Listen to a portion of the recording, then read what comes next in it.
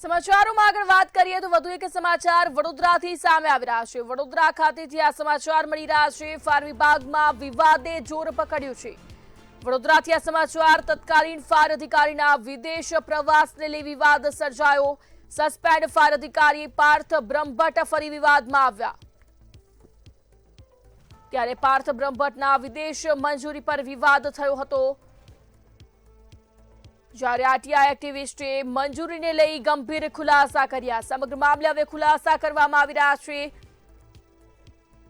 RTI activist દ્વારા ખુલાસા કરવામાં આવ્યા। મિથિલેશ યાદવે પ્રવાસ અને મંજૂરીને લઈ ખુલાસા કર્યા। વિદેશ મંજૂરી પત્ર ખોટો હોવાનો પણ આક્ષેપ કરવામાં આવ્યો। ફાયર એનઓસી પર અધિકારીની સહીને લઈ વિવાદ થયો। ત્યારે પાર્થ બ્રહ્મભટ્ટના વિદેશ મંજૂરી પર વિવાદ થયો। આરટીઆઈ એક્ટિવિસ્ટે મંજૂરીને લઈ ગંભીર ખુલાસા કર્યા। સમગ્ર મામલે હવે ખુલાસા કરવામાં આવ્યા। આરટીઆઈ એક્ટિવિસ્ટ દ્વારા મંજૂરીને લઈ ખુલાસા કરવામાં આવ્યા। વડોદરાનો જે ફાયર વિભાગનો વિવાદ હતો તેને જોર પકડ્યું।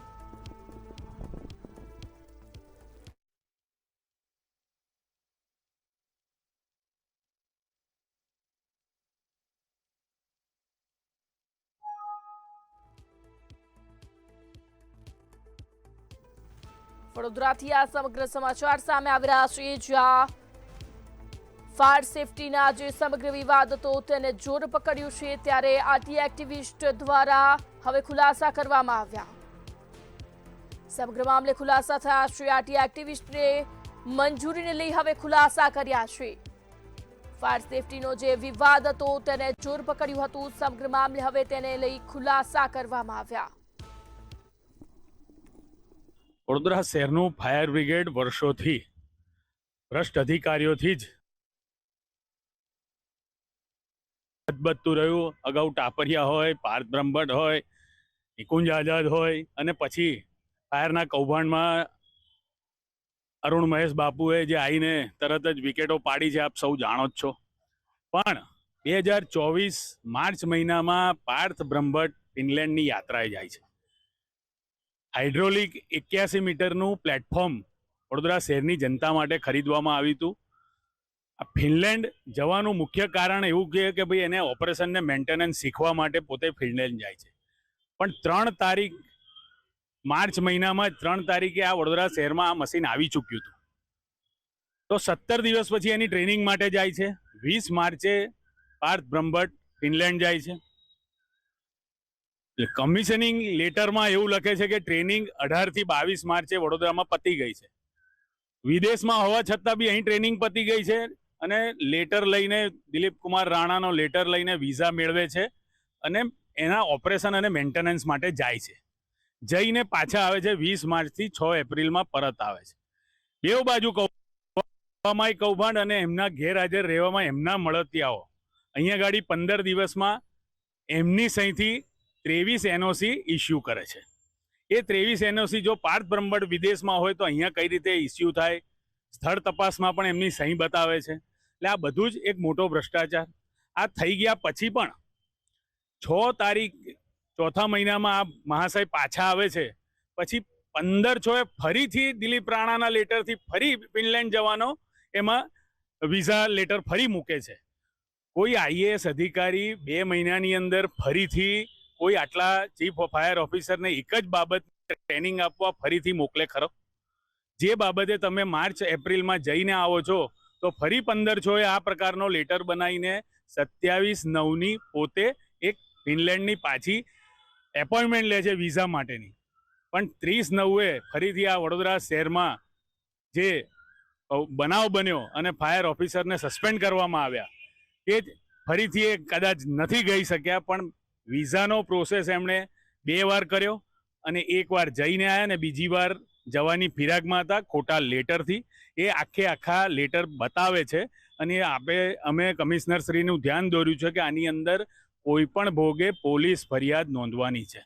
ઓમાન એમ પકડ્યું છે જ્યારે ઇન્ચાર્જમાં સીએફઓ હતા પાર્થ બ્રહ્મભટ્ટજી અને એની હાથે ધર્મેશ રાણાજી એ બંને જણાએ 7માં જ અપ્લાય કર્યું વિઝા માટે અને એ જે વિઝાનું લેટર છે એ દિલીપ રાણાનું નથી, એ બોકસ સાઇન કરેલું સર્ટિફિકેટ છે અને એ આપ્યું છે વિઝા ડિપાર્ટમેન્ટ. એના આધારે એ બધા જવાના હતા ફિનલેન્ડ ઇન્સ્પેક્શન માટે, જો કે ઓલરેડી ત્રીજા મહિનામાં ઇન્સ્પેક્શન અને ટ્રેનિંગ 18 થી 22 તારીખે અહીંયા પતી ગયું હતું ટ્રેનિંગ. તો શું કરવા એ ગયા હતા ફોરેન પાછા 6 મહિના પછી વિઝા માટે. તો એ છે. બીજું વસ્તુ એ મેઇન પ્રોબ્લેમ એ છે એમાં કે ડુપ્લિકેટ સાઇન, એક આઈએસ ઓફિસરની ડુપ્લિકેટ સાઇન કરીને એક એપ્લાય કર્યા છે વિઝા માટે. તો એ મેઇન છે. આરટીઆઈ એક્ટિવિસ્ટનું આ સમગ્ર વિવાદ સામે આવ્યો ત્યારે વડોદરાથી આ સમાચાર. ફાયર વિભાગમાં વિવાદે જોર પકડ્યું છે. તત્કાલીન ફાયર અધિકારીના વિદેશ પ્રવાસને લઈ આ સમગ્ર વિવાદ સર્જાયો. સસ્પેન્ડ ફાયર અધિકારી પાર્થ બ્રહ્મભટ્ટ ફરી વિવાદમાં આવ્યા. તો આજ મુદ્દે વધુ વિગતો સાથે સંવાદદાતા નિલેશ બ્રહ્મભટ્ટ લાઈવ જોડાઈ ગયા છે. જી નિલેશ, વડોદરાથી આ સમગ્ર જે વિવાદ સામે આવ્યો છે, શું છે વધુ વિગત? જી, આગ ઓલવતા ફાયર વિભાગમાં જ વિવાદોની આગ અવિરત ચાલુ રહી છે. જ્યારથી ચીફ ફાયર ઓફિસર તરીકે તાપરિયા બેઠા ત્યારથી તેમની લાંચ રૂશ્વત ખાતાની અપ્રમાણસર મિલકત મળી અને એ સસ્પેન્ડ થયા. ત્યારબાદ ઇન્ચાર્જમાં પાર્થ બ્રહ્મભટ્ટ આવ્યા, તે પણ અવિરત વિવાદમાં રહ્યા છે. ને ત્યારબાદ મનોજ પાટીલ સિસોટી ખરીદી કૌભાંડમાં સસ્પેન્ડ થયા છે. એટલે કહી શકાય કે આગ ઓલવતા ફાયર વિભાગમાં જ વિવાદોની આગ અવિરત ચાલુ છે, ઓલવાઈ નથી રહી.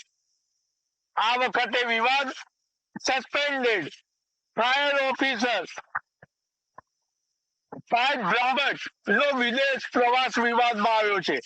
પાર્થ બ્રહ્મભટ્ટ જ્યારે મિકેનિકલ વિભાગના ઇન્ચાર્જ ધર્મેશ રાણા સાથે ફિનલેન્ડ પ્રવાસ કર્યો.